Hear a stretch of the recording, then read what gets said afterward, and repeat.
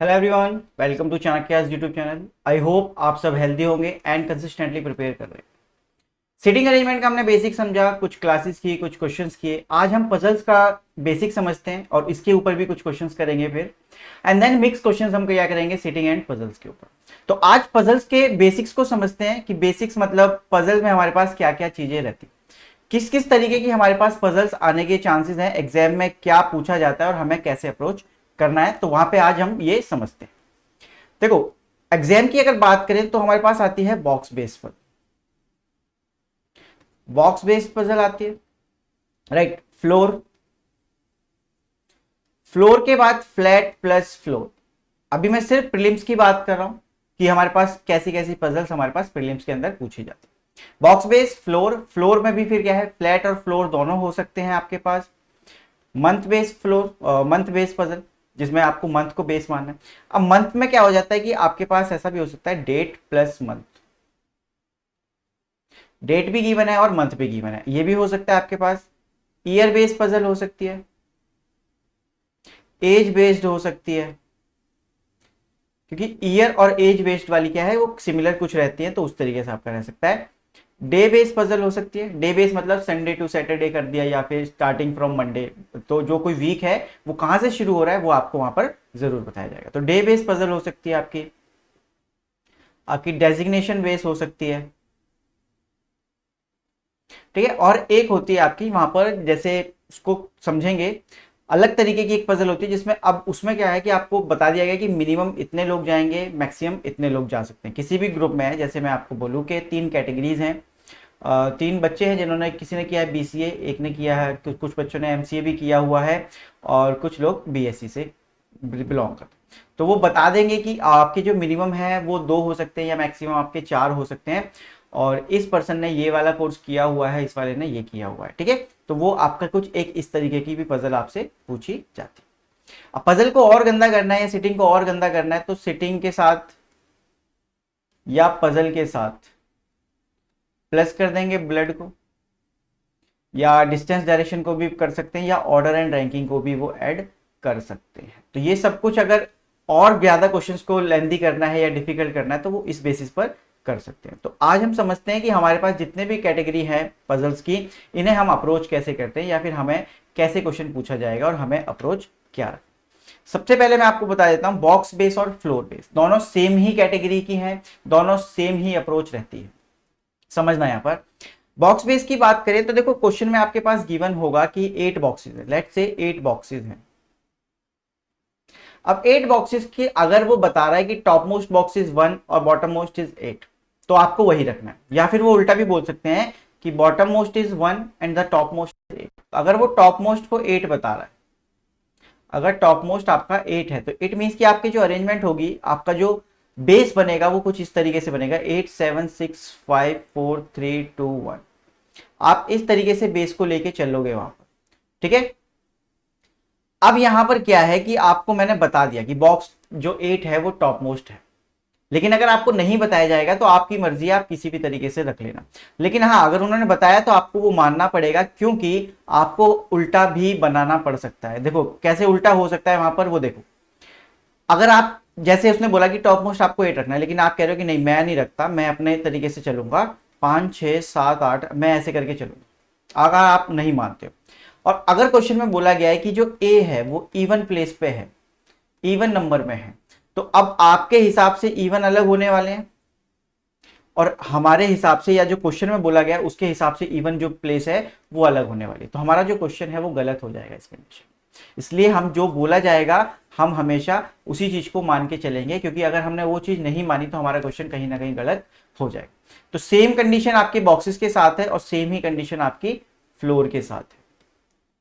Floor तो आपको 100% मिलेंगे ही मिलेंगे कि टॉप मोस्ट 8 होगा और बॉटम मोस्ट 1 होने वाला है, लेकिन बॉक्सेस में आपको ध्यान से समझना है। और हाँ, फ्लोर्स में भी आपको बता के ही रखेंगे कि top most is 8 and the bottom most is 1, या फिर कभी कभी ग्राउंड फ्लोर की बात भी हो जाती है तो वहां पर वो 0 यूज कर लेते हैं। तो 8 फ्लोर्स हैं आपके, और जो टॉप मोस्ट है वो 7 है और जो बॉटम मोस्ट है वो 0 है। तो इस तरीके से भी आपको वहां पर बोला जा सकता है, तो इस चीज का हमेशा ध्यान रखना है आपको। चलो क्वेश्चन को ट्राई करते हैं। बॉक्स और फ्लोर दोनों सेम चलेंगे, बस आपको नंबर्स का अरेंजमेंट जो है वो क्वेश्चन के अकॉर्डिंग चेंज करना है। अब जैसे बोला जाए कि ए जो है वो इवन नंबर पे है, तो अगर ए इवन नंबर पे है तो आपके पास ये 4 कंडीशंस बनती हैं कि ए जो है वो इवन नंबर पर यहां पर बनने वाला। आगे आपसे कहा जा रहा है कि there are 3 boxes between A and C, या ए एंड बी मान लेते चलो, कि ए और बी के बीच में हमारे पास कितने बॉक्सेस हैं या फिर कितने फ्लोर्स हैं, 3 हैं। तो 1 2 3 यहां पर मैं बी बना देता हूं, और 1 2 ऊपर जगह नहीं है तो 1 2 3 अपने पास बी यहां जाएगा, 1 2 3 बी के लिए कोई जगह नहीं, 1 2 3 बी अपना यहां, 1 2 3 बी अपना यहां। ठीक है, वर्ड्स सेम यूज होने वाले हैं जो सिटिंग में यूज हुए थे, बस अब यहाँ पे क्या है कि ऊपर और नीचे वाली बात होने वाली है, टॉप बॉटम ये बातें होने वाली है, या फिर अबव और बिलो वाली बातें। अब जैसे यहां पर बोला जाए कि as many person live below B as above C, as many person live below B, तो जितने बी के नीचे रहते हैं उतने ही सी के ऊपर रहते हैं, ये बात हमें बोली। तो बी के नीचे कितने हैं, 1 2 3, तो सी के ऊपर कितने होंगे, 1 2 3, तो यहाँ पे क्या आ जाएगा सी। इसमें बी के नीचे सिर्फ 1 है तो इसका मतलब सी के ऊपर 1 होगा। बी सबसे टॉप पे है तो सी सबसे बॉटम पे होगा, ये शॉर्ट है, 1 2 1 2 यहाँ पर सी आ जाए। ठीक है, तो ए और सॉरी जो बी और सी के बीच में पर्सन है वो आपके पास आ गए, और जितने बी के ऊपर हैं या बी के नीचे हैं उतने ही सी के ऊपर या सी के नीचे होने वाले हैं। ठीक है, अब कहता है कि as many person sits between A and C as between C and D, जितने पर्सन ए और सी के बीच में बैठते हैं उतने ही पर्सन सी और डी के बीच में भी बैठते हैं। तो ए और सी के बीच में कितने हैं, 1 2, तो 1 2 यहां पर डी। ए और सी के बीच में कोई भी नहीं है, इट मींस कि सी और डी के बीच में भी कोई नहीं होगा। ए और सी के बीच में जितने पर्सन है 1 2, उतने ही सी और डी के बीच में होने चाहिए, तो 1 2 डी यहां पर ही बनाना पड़ेगा, तो वो तो पॉसिबल नहीं है क्योंकि एक जगह पे सिर्फ एक पर्सन रहेगा, तो इट मींस कि ये वाली कंडीशन क्या हो गई मेरी गलत। जितने ए और सी के बीच में उतने ही सी और डी के बीच में, तो इट मींस कि डी यहां पर, तो इसमें मेरी एक कंडीशन गलत निकली। ठीक है, एक कंडीशन मेरी फॉलो नहीं कर रही, तो इसलिए वो क्या हो गई, गलत हो गई।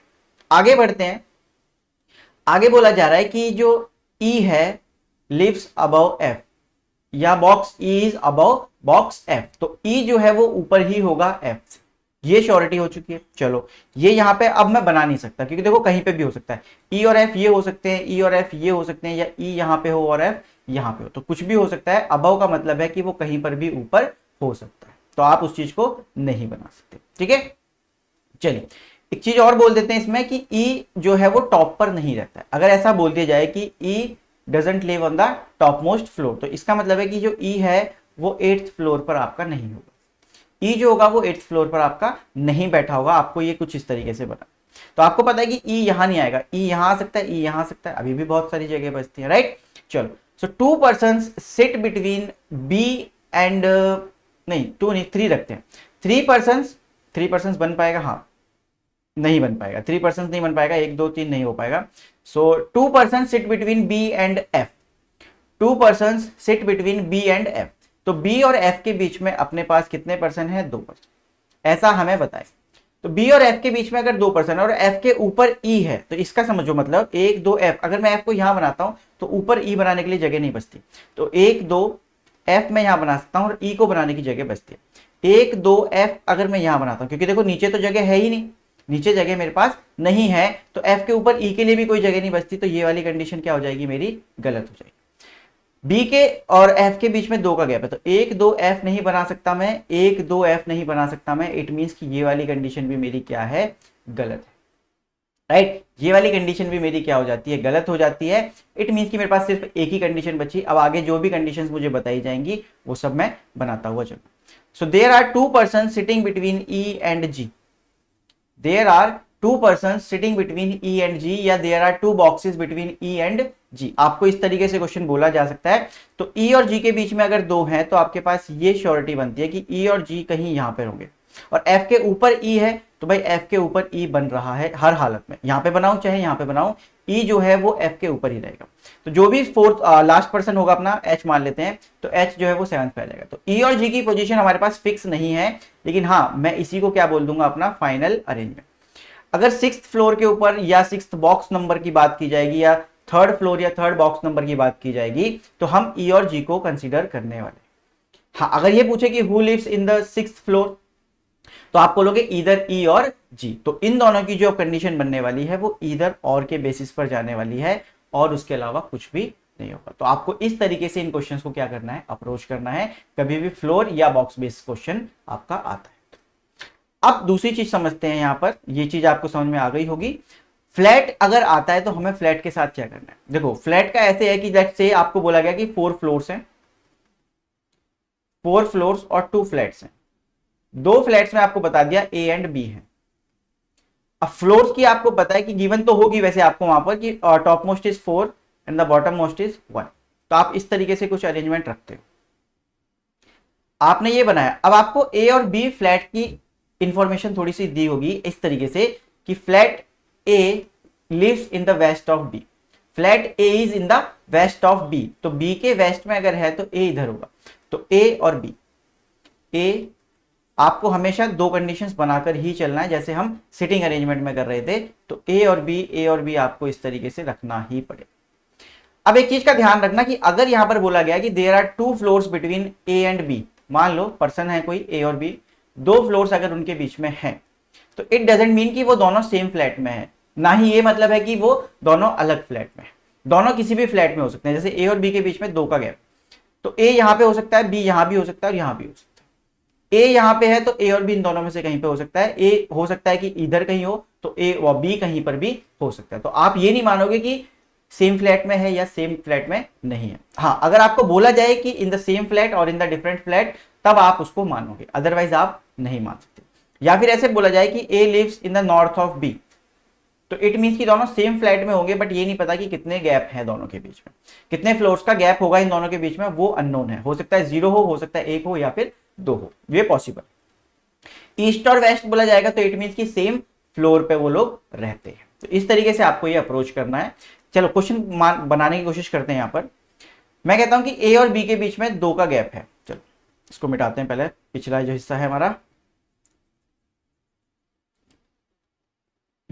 तो ए और बी के बीच में आपके पास क्या है, 2 फ्लोर्स का गैप। तो इट मींस कि एक फोर्थ पे है और एक फर्स्ट पर है। इसके बाद बोल दिया जाए कि A lives above B, A lives above B, या फिर ऐसा बोल दिया जाए कि A lives on the even number floor.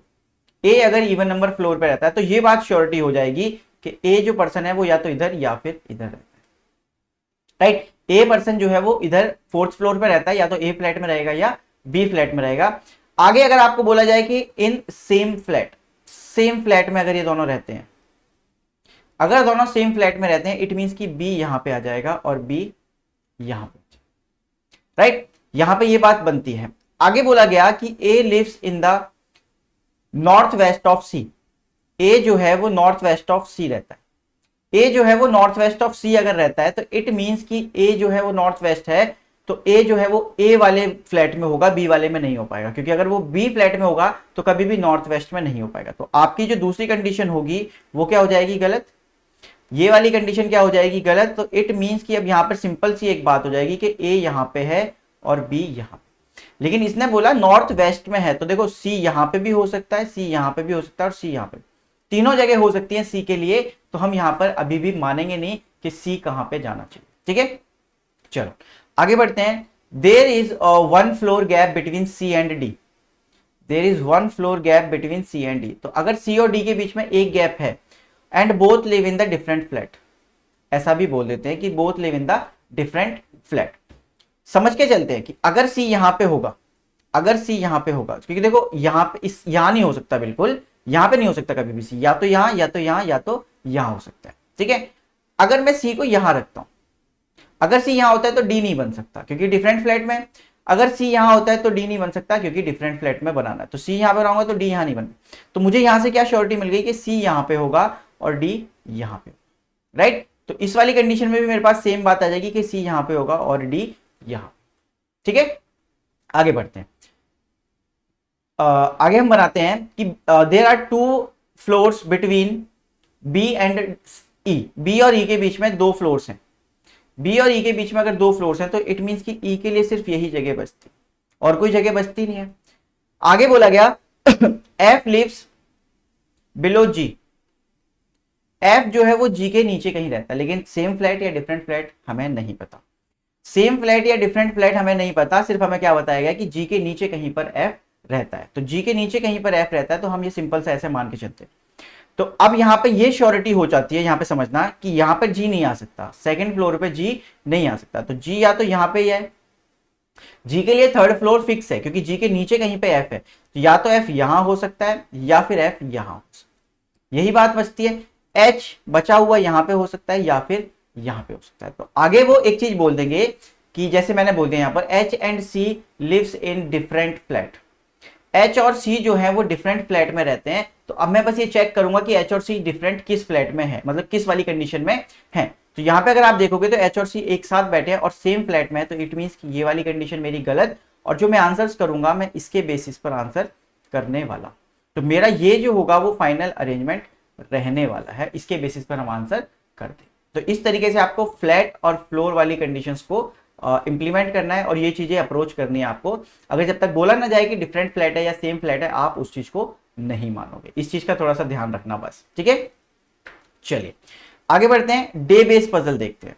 Day base puzzle, day base से क्या मतलब है यहां पर कि आप जो है डेज को क्या है बेस मान लोगे। देखो पजल्स के अंदर हमेशा ये बहुत जरूरी है कि आप बेस किस चीज को मान रहे हो, क्योंकि बेस आपको मानना है जिससे कि आपकी एक चीज फिक्स हो जाए और आप आंसर्स को फिर आगे मतलब जो क्वेश्चन में लिखा हुआ है वो आप अपना बनाते हुए चले जाओ। डे बेस पजल में क्या होगा, आपको बताया जाएगा स्टार्टिंग फ्रॉम मंडे, ऐसा कुछ बताया जाएगा, स्टार्टिंग फ्रॉम मंडे या स्टार्टिंग फ्रॉम संडे, कुछ भी हो सकता है, ठीक है।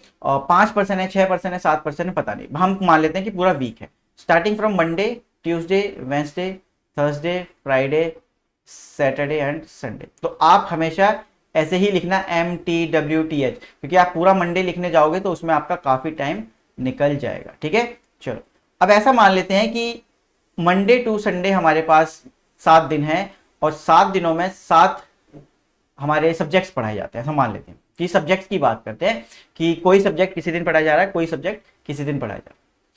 तो हमें बताया गया कि केमिस्ट्री जो है, मान लेते हैं ऐसा कि केमिस्ट्री जो है वो अपने को किसी दिन पढ़ाई जाती है बिफोर थर्सडे, बिफोर थर्सडे। तो थर्सडे से पहले कहीं पर भी केमिस्ट्री हो सकती है। तो थर्सडे से पहले मतलब वेंसडे पे हो सकती है केमिस्ट्री, ट्यूसडे पे हो सकती है केमिस्ट्री, या फिर मंडे पर हो सकती है केमिस्ट्री, राइट। वेंसडे, ट्यूसडे और मंडे, तो ये 3 दिन पे केमिस्ट्री हम रख सकते हैं, ठीक है। Two subjects taught between chemistry and physics, physics और केमिस्ट्री के बीच में 2 पढ़ाए जाते हैं। तो 1-2 केमिस्ट्री और फिजिक्स ऊपर नहीं आ सकता, 1-2 फिजिक्स, 1-2 फिजिक्स, 1-2 फिजिक्स, राइट। ये हमें बता दिया गया। आगे बोल दिया गया यहाँ पर इसी लाइन के जस्ट बाद कि दो जो सब्जेक्ट हैं वो केमिस्ट्री और फिजिक्स के बीच में पढ़े जाते हैं, लेकिन जो फिजिक्स है वो सैटरडे को नहीं पढ़ाया जाता या पढ़ा जाता, ठीक है। तो फिजिक्स अपना सैटरडे को नहीं होना चाहिए। इट मींस की जो पहली वाली कंडीशन है हमारी वो गलत हो जाती है कि हमें फिजिक्स जो है वो सैटरडे पर नहीं चाहिए था। चलिए आगे बढ़ते हैं। बोला गया मैथ्स जो है वो सबसे पहले पढ़ाया जाता है, मैथ्स जो है वो सबसे पहले पढ़ाया जाता है। तो इट मींस की जो मैथ्स है वो यहां पर आ जाएगा। अब यहां पे सबसे पहले वो आ नहीं सकता क्योंकि यहां पर केमिस्ट्री है, तो ये वाली कंडीशन भी मेरी क्या हो जाएगी, गलत हो जाएगी, ठीक है। आगे बोला गया हमारे पास कि 1 सब्जेक्ट वॉज टॉट बिटवीन, या फिर नहीं, ऐसे नहीं रखते, ऐसे रखते हैं biology was taught between chemistry and physics, chemistry और फिजिक्स के बीच में वो बायोलॉजी को पढ़ाया जाता है। तो अब यहां पे भी हो सकता है, यहां पे भी हो सकता है। तो आप अपनी दूसरी कंडीशन निकालो, मैथ्स, केमिस्ट्री और यहां पर क्या है, फिजिक्स है। तो या तो बायोलॉजी यहां पर हो सकता है अपना, या फिर बायोलॉजी अपने पास यहां पर हो सकता है। There are 2 subjects between biology and botany, ठीक है। बायोलॉजी एंड बॉटनी कर लेते हैं। तो यहां पर क्या आ गया, बॉटनी, 2 है, 1-2, यहां पर क्या आ गया, बॉटनी, ठीक है। अब यहां पर आपसे बोला गया कि जो अपने पास केमिस्ट्री है और जूलॉजी है वो इमीडिएट एक दूसरे के बाद में पढ़ाए जाते हैं, या आगे या पीछे पढ़ाए जाते हैं। तो केमिस्ट्री और जो जूलॉजी है वो एक साथ पढ़ाए जाते हैं, मतलब नेक्स्ट टू ईच अदर है। तो केमिस्ट्री के साथ मेरे पास कोई भी दिन नहीं बचता है। इट मींस कि मैं यहां पर जूलॉजी नहीं पढ़ा सकता। तो जूलॉजी के लिए मेरे पास ये जगह बचती है और ये वाली कंडीशन मेरी क्या हो जाएगी, गलत हो जाएगी। तो अब कोई भी सब्जेक्ट आप यहां पर मान लो, जैसे आप मान लो यहां पर इंग्लिश मान लो, तो आपने यहां पर इंग्लिश पढ़ लिया, तो ये हमारा क्या रहेगा, फाइनल अरेंजमेंट रहने वाला है, ठीक है। तो इस तरीके से आप डे बेस पजल्स को अप्रोच करने वाले। डे बेस पजल्स में आपका ये रहेगा। तो आज हमने दो तरीके की पजल समझी। आज हमने सिंपल दो ही तरीके की पजल समझी है, दो नहीं तीन तरीके की करी है वैसे। बॉक्स, फ्लोर, फ्लोर में भी हमने फ्लोर प्लस फ्लैट वाली भी समझी और हमने डे बेस भी समझी। ठीक है, तो अगली क्लास में हम जो बाकी की चीजें बचती हैं वो सब डिस्कस करने वाले हैं। और क्लास को मिस मत करना क्योंकि आपके लिए बहुत इंपॉर्टेंट है। आज सिर्फ छोटा सा आपको थोड़ा सा बताया मैंने कि किस तरीके से हम पजल्स को अप्रोच करते हैं, और अगली क्लास में और भी बताऊंगा कि जो बाकी की चीजें बची हैं वो कैसे अप्रोच करते हैं, और कुछ क्वेश्चंस भी हम अगली क्लास में करने वाले हैं। तो प्लीज क्लास के साथ बने रहना और कोई भी क्लास जो है वो मिस मत करना। मिलते हैं अगली क्लास में। Thank you.